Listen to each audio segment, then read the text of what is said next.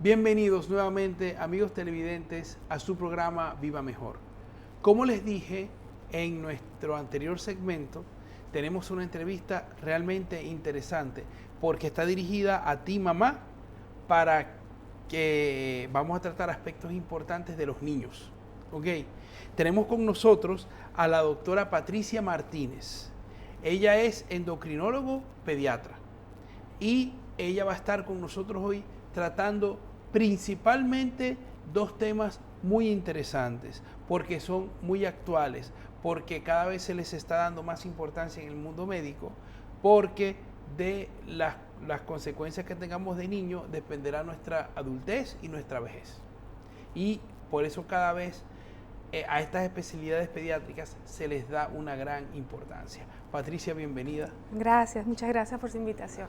Sí, siempre. Mira, para nosotros es un honor tenerte aquí y tratar este tipo de temas contigo, ¿no? Decía a nuestros amigos televidentes que todas las enfermedades pediátricas influyen en nuestra adultez, ¿ok? Y en nuestro desarrollo. Y por eso es que se deben cuidar mucho la salud de los niños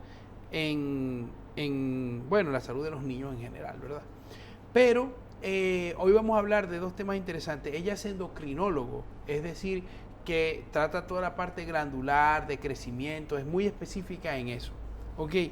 Y hay dos glándulas importantísimas, o dos sistemas importantísimos en la niñez, que por supuesto influyen en la adultez también, que son el sistema endocrinológico de la glucosa o del manejo del azúcar y el sistema del manejo de la hormona tiroidea. Y de estos temas quiero hablar, Patricia, ¿no? ¿Son importantes estos temas en la infancia? La verdad que sí. De hecho, una de las principales causas de trastornos neurológicos en niños, que es prevenible, es el hipotiroidismo.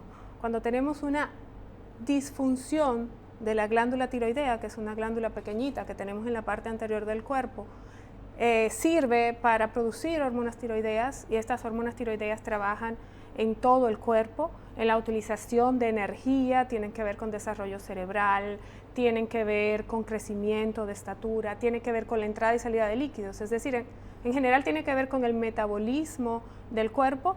Cuando hay disfunción de ese sistema, entonces nosotros vamos a tener muchos síntomas importantes que tenemos que atender desde temprano.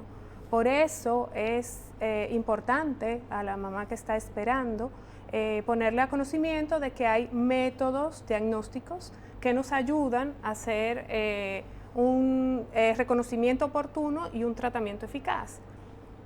Y ahí hablamos del hipotiroidismo. El hipotiroidismo es una enfermedad que tiene una prevalencia importante, entre 1 a 4.000 nacidos vivos, y es la principal causa de déficit neurológico en la infancia.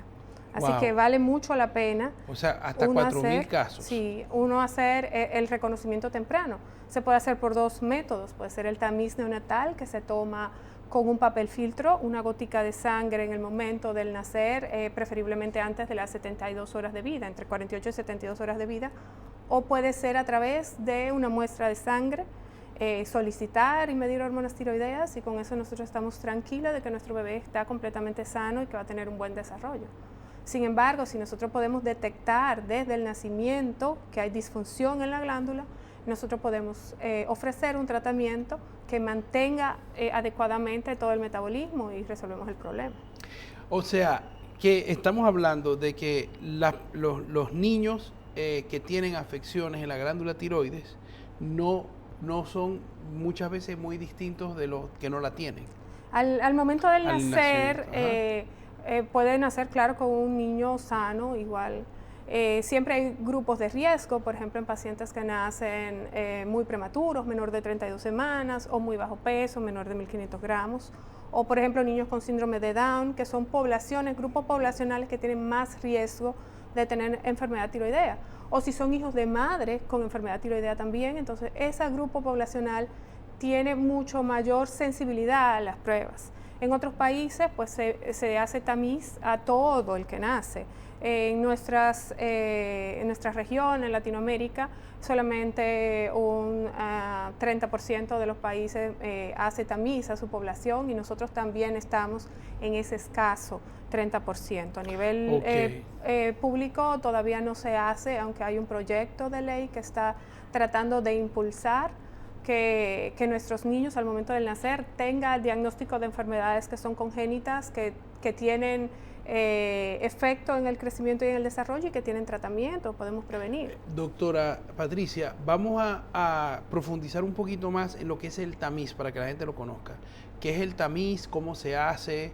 ¿Qué cosas revela? Un poquito. El tamiz neonatal se hace a nivel privado. Hay algunos laboratorios que ofrecen el servicio.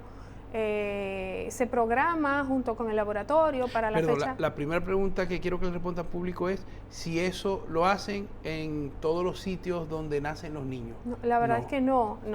A nivel público no se hace y a nivel privado se hace cuando el médico o la paciente solicita, ya sea porque tenga algún antecedente familiar o porque quiera saber si ese hijo viene con alguna enfermedad metabólica o genética. Entonces se solicita, van y toman la muestra y luego hay que esperar el reporte. ¿Cuál es la muestra?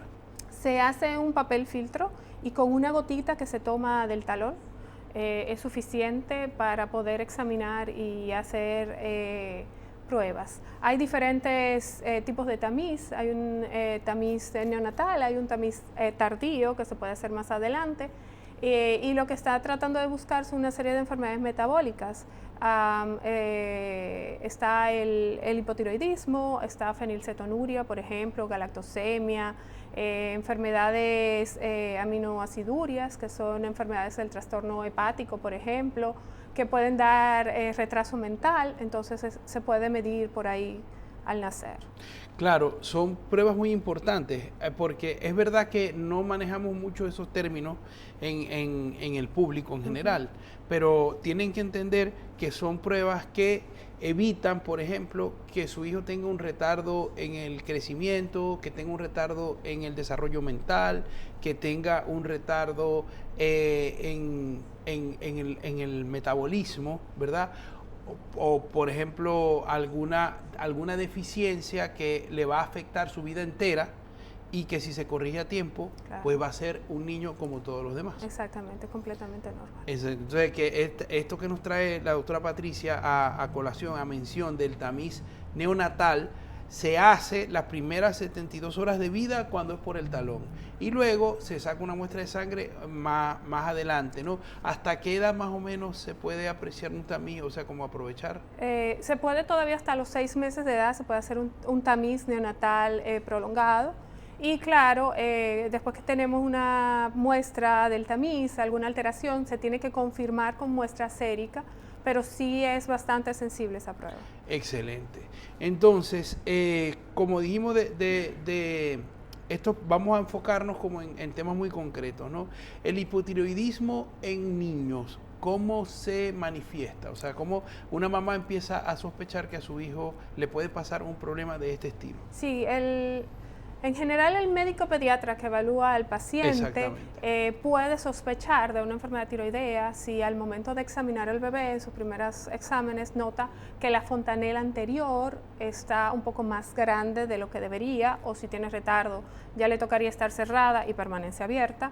En un niño que tiene una ictericia prolongada, en un niño que tiene hernia umbilical, que tiene palidez marcada, que tiene resequedad de la piel, en un niño que tiene constipación, un niño que tiene letargia. Es un niño que tiene un metabolismo lento, entonces se mantiene frío, hipoactivo, tiene un llanto también característico de hipotiroidismo. Entonces el pediatra puede sospechar de que tenga. No siempre viene con bocio, que es el agrandamiento de la glándula, eso no se ve tanto en niños pequeños, pero sí podemos sospechar si tenemos estas características clínicas. Vale la pena medir si presenta uno o dos de esos signos clínicos y luego con los resultados de las pruebas realizadas nosotros podemos definir si le falta hormona y suplirla. Claro. Sí, o sea, vamos a ver, ¿un niño cuántas horas debe dormir?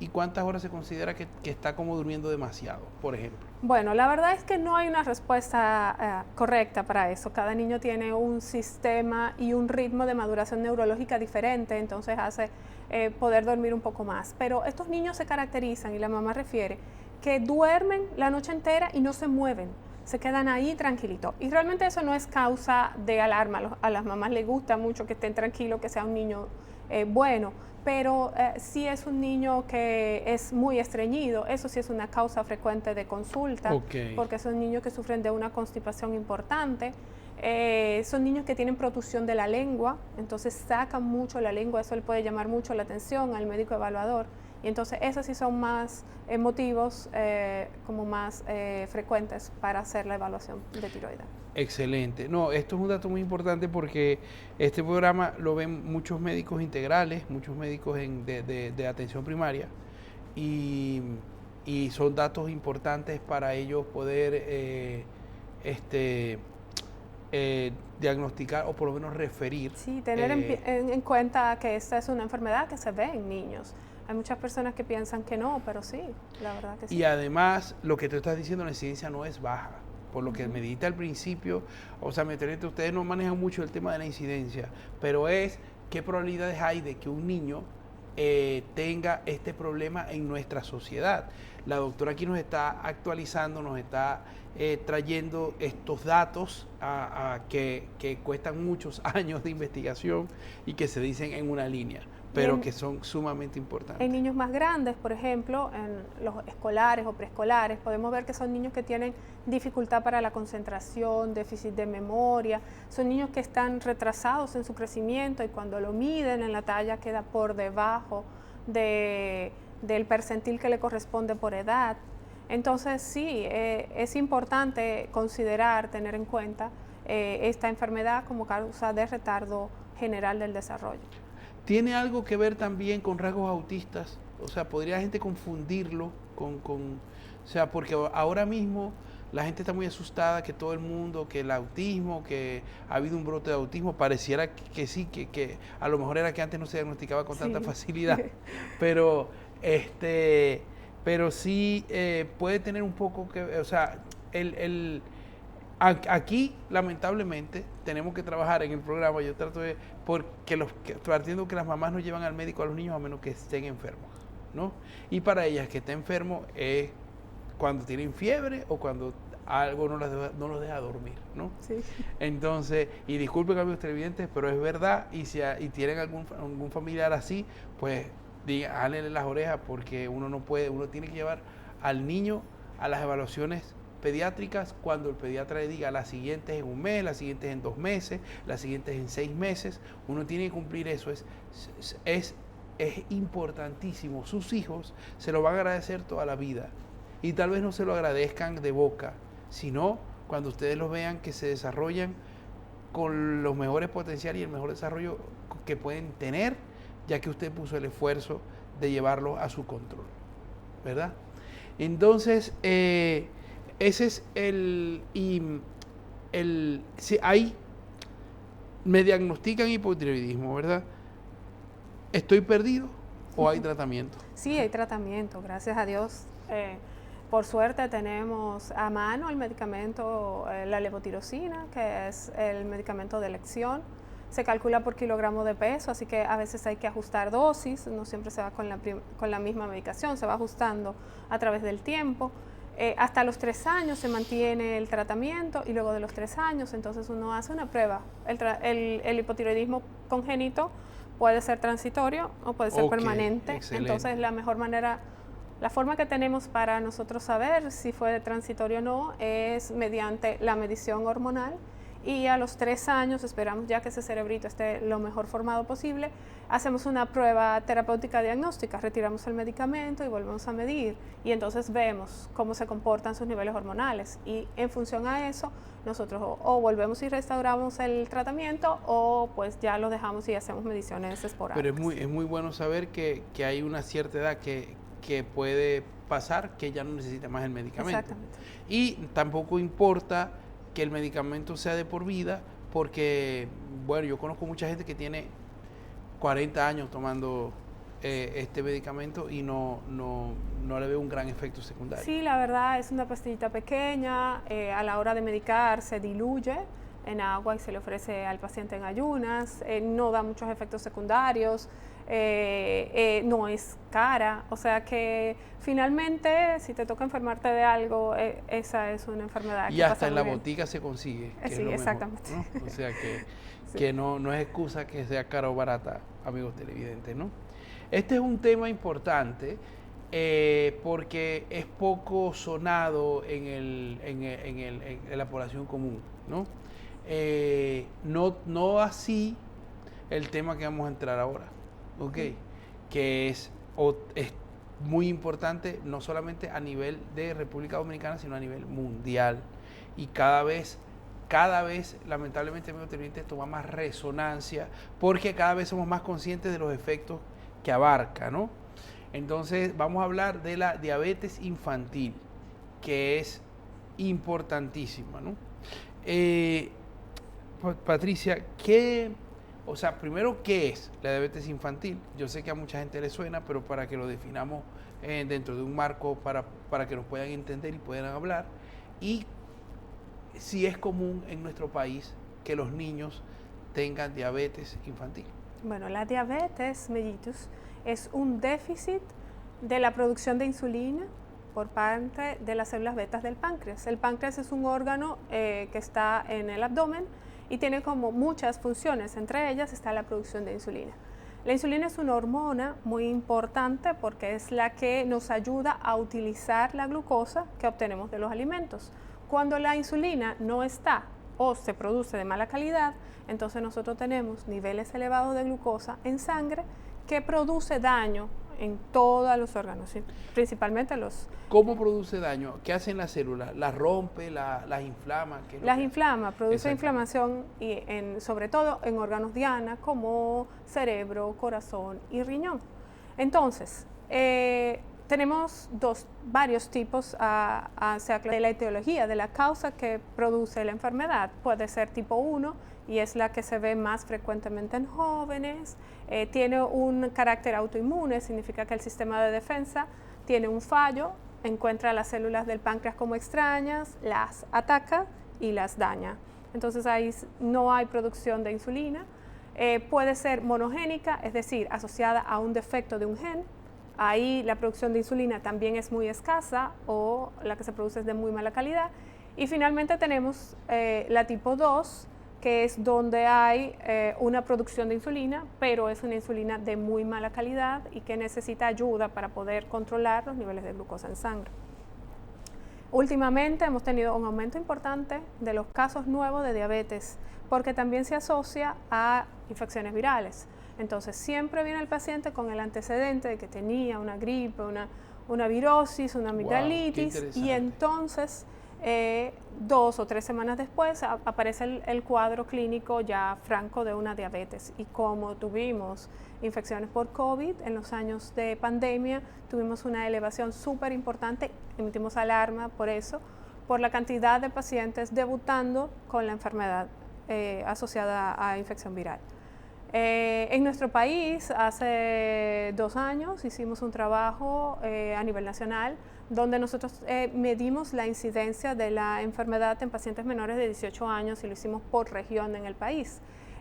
Nuestra incidencia es del 4.1 en la población, o sea que es una enfermedad que tiene una incidencia importante, y vimos que en las 4 regiones, en las 3 regiones que se estudiaron, la incidencia es más o menos la misma.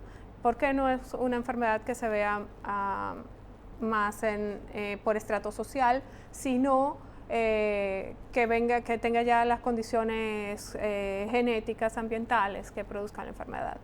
O sea, porque puede heredarse y también puede provocarse con los hábitos. Sí, sí, claro, sí puede heredarse en pacientes, a veces viene con el antecedente familiar de primer grado, de segundo grado, que tienen diabetes, sobre todo la diabetes tipo 2. La diabetes tipo 1 más se asocia a defectos genéticos de un gen, una alteración de un gen, o por una acción inmunológica.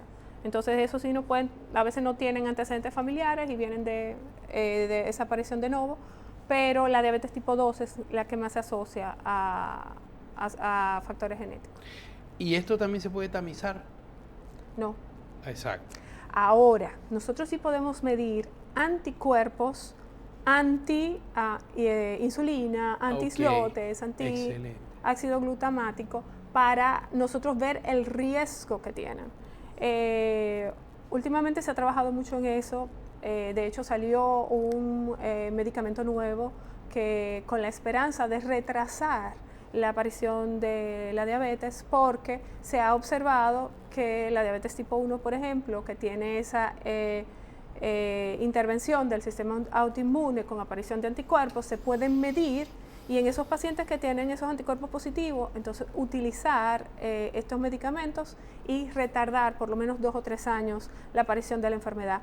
Y todo padre que tiene un niño con diabetes sabe que retrasar la enfermedad 2 o 3 años significa mucho. Claro. Significa mucho, porque cuando aparece un paciente con diabetes, le cambia la vida al paciente y a todo el entorno.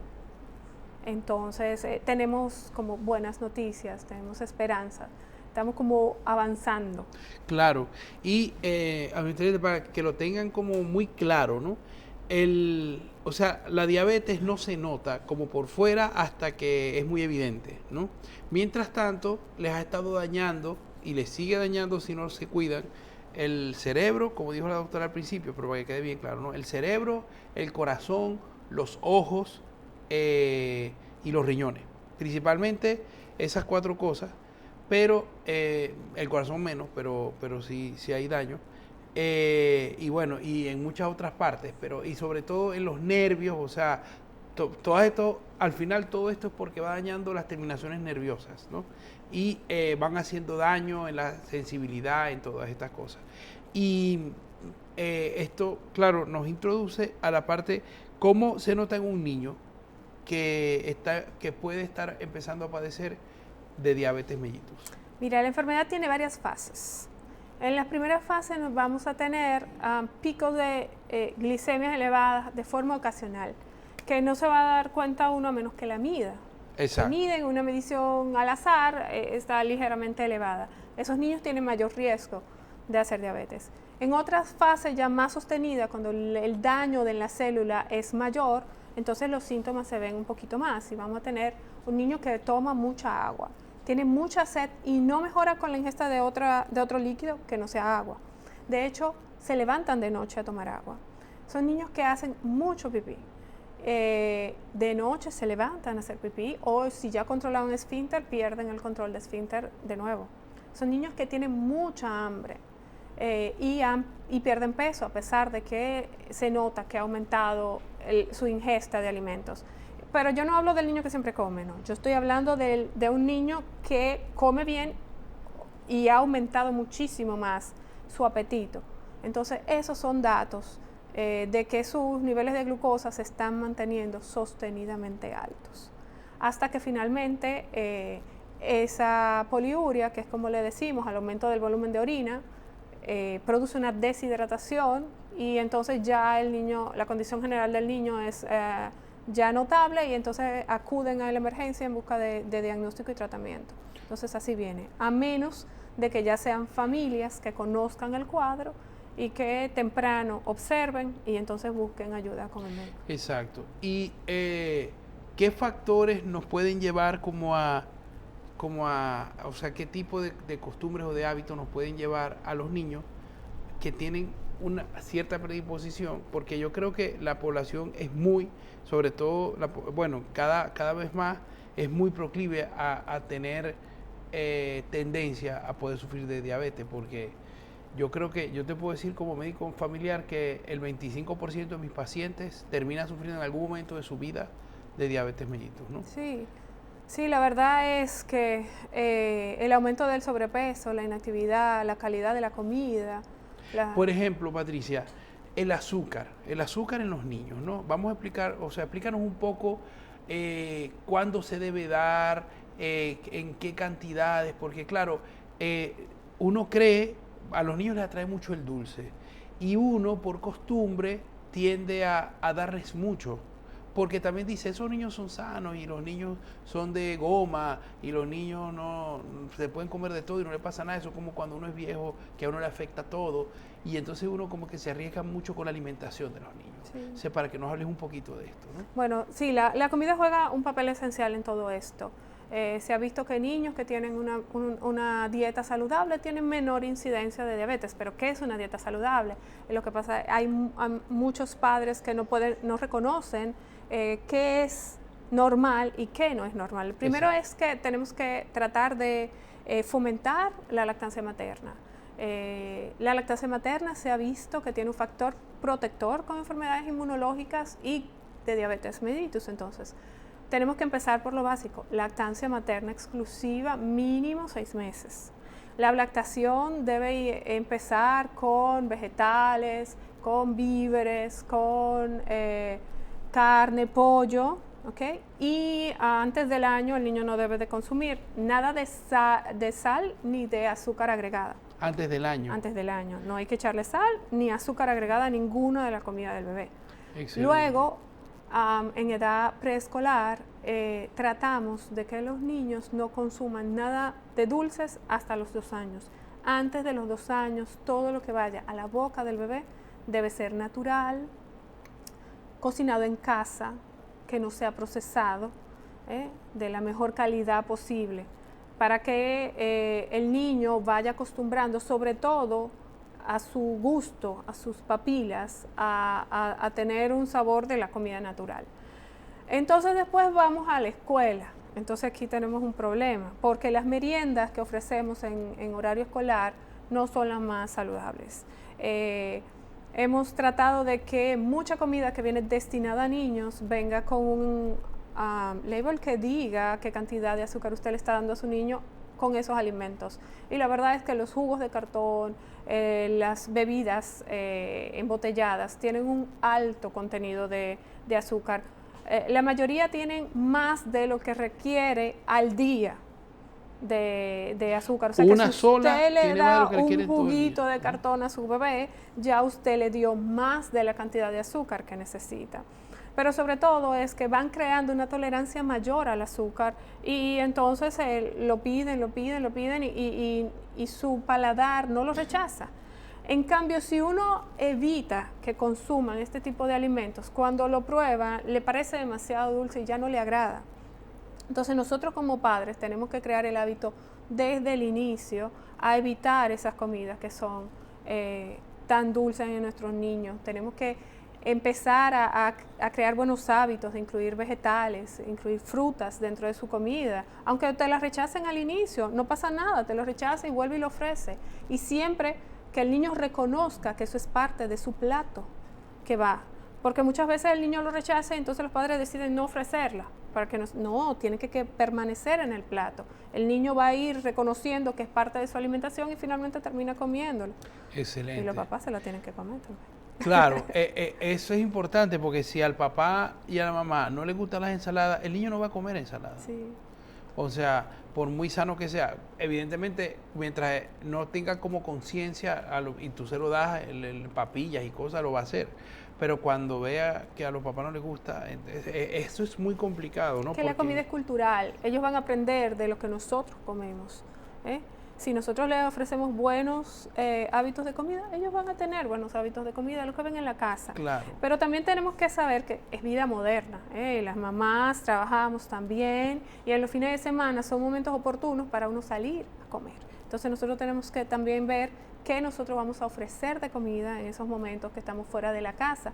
Evitemos las frituras, evitemos la comida chatarra, vamos a tratar de ofrecerle un poquito de carne magra o de pescado o de vegetales. Y bueno, ocasionalmente la comida chatarra está dentro de la pirámide nutricional en la parte alta. Significa que ocasionalmente se puede ofrecer, ocasionalmente se llama cada 15 días, cada 20 días, pues puede comer, no lo podemos meter dentro de una burbuja y que nunca coma, claro, pero hacerlo de forma ocasional, en porciones moderadas, para que no sea sin control todo el día o todos los días, de forma ocasional. Y Esta creencia que tienen, bueno, es algo más o menos que la gente comprueba, no, pero el azúcar dan ganas de comer azúcar, ¿verdad? Sí, es cierto. Produce una sensación de placer a nivel cerebral que te dan ganas de seguir comiendo, es una adicción. Y de eso no se salvan los niños. No, sobre todo los niños. Exactamente, ¿no? Entonces, claro, es normal que si a un niño usted le da algo dulce él sea lo que él busque. Y si das recompensas con dulces también, te portaste bien y te compró un dulce. Entonces, cuando son adultos, también tratan de recompensarse con lo que saben que le produce sensación de bienestar en su infancia. Entonces, buscan también comida dulces con alto nivel de carbohidratos. Entonces, exactamente. Eso es lo que tenemos que cambiar. Y también culturalmente nuestra cocina es alta en carbohidratos y en azúcares, ¿verdad? Sí, así es. Hay que tratar de ser lo más balanceado. Exacto. Bueno, y para eso tienen mucha orientación.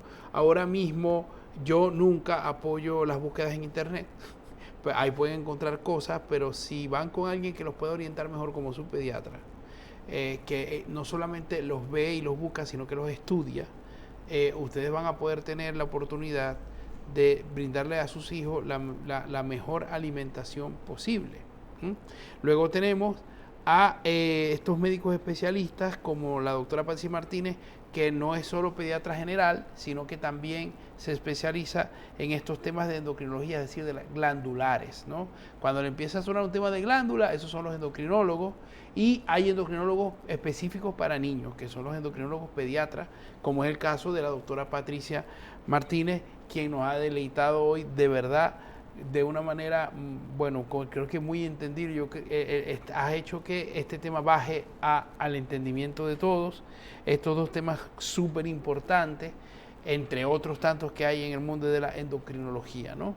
Sí. Pero de verdad que es súper bueno, ¿no? Y te hago la misma pregunta que te hice con el hipotiroidismo. Si a mí me diagnostican que tengo diabetes mellitus en la infancia, ante los 18 años, ¿tengo alguna solución? El tratamiento que ofrecemos es insulina. Le falta insulina, así que le ponemos insulina. La insulina hasta ahora es inyectada, no hay otra manera. Si es sobre todo tipo 1, la tipo 2 usamos medicamentos hipoglicemiantes, pero en la tipo 1 tenemos que usar insulina, dieta y ejercicio. Antes la dieta era muy estricta para diabéticos tipo 1, sin embargo ahora con los monitores continuos de glucosa se puede observar cómo tu cuerpo cambia tus niveles de glucosa y en base a eso tomar medidas. Y eso ha permitido que el paciente diabético tipo 1, bueno, amplíe un poco su menú y tenga una mejor calidad de vida. También gracias a la tecnología tenemos no solamente el monitor continuo, también está la bomba de infusión de insulina, que es un dispositivo que va dispensando insulina todo el día, dependiendo de las necesidades, porque también mide los niveles de glucosa y entonces hace que el paciente tenga una vida normal, sin restricciones. Lastimosamente es una tecnología muy cara, pero gracias a Dios ya está disponible en nuestro país. Hay muchos pacientes que ya están entrando y esperemos que a medida que vayan entrando más el proceso sea menos costoso y más asequible a todos. Esperemos que también las compañías aseguradoras entren y quieran cubrir porque es muy necesario para los pacientes.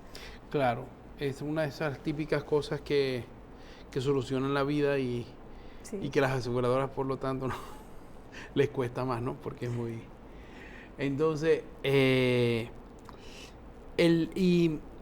o sea, es la insulina, pero sin embargo, aún con insulina y que tengas un buen juego entra dentro de todo siempre lo de la dieta y el ejercicio, ¿no? El ejercicio es uno de los pilares fantásticos para los pacientes diabéticos. Mis pacientes diabéticos tipo 1 que usan insulina y que son atletas, sus requerimientos de insulina son mucho menor. Sus ingresos en hospitales son casi cero. Comen mucho mejor también. Yo siempre intento decirle a mis pacientes la importancia de la actividad física en los pacientes con diabetes, porque su calidad de vida cambia muchísimo cuando logran encontrar ese deporte que los anima a moverse y entonces mejoran muchísimo sus niveles de glucosa. Son 3 pilares, que es insulina, dieta y ejercicio. Así Excelente. va la vida del diabético. Buenísimo, ¿no? Esto es, bueno, como maravilloso, esto que nos has dado a conocer hoy.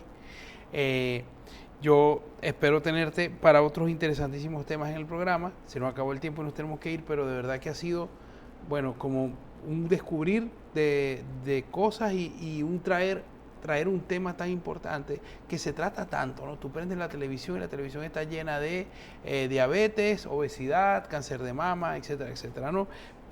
Porque son temas importantes y por lo tanto nos tenemos que tomar en serio, ¿no? Sí. Y de verdad que hacer el esfuerzo de culturalmente nosotros cambiar a comer más sano, porque nuestros hijos comerán más sano en la medida en que nosotros lo hagamos, ¿no? Así es. Recuerden, amigos televidentes, que nuestro programa se ve en AME 47 los sábados a las 10 de la mañana, en Carivisión los domingos a las 11 de la mañana y lo pueden ver en nuestro canal de YouTube Viva Mejor RD, donde podrán encontrar todos estos programas y todas estas secciones, las podrán compartir con sus familiares y amigos para que difundamos todo este conocimiento y logremos aumentar y mejorar la salud de nuestros pacientes, de nuestros familiares en cada rincón de este país. Puede llegar a cada uno de ustedes.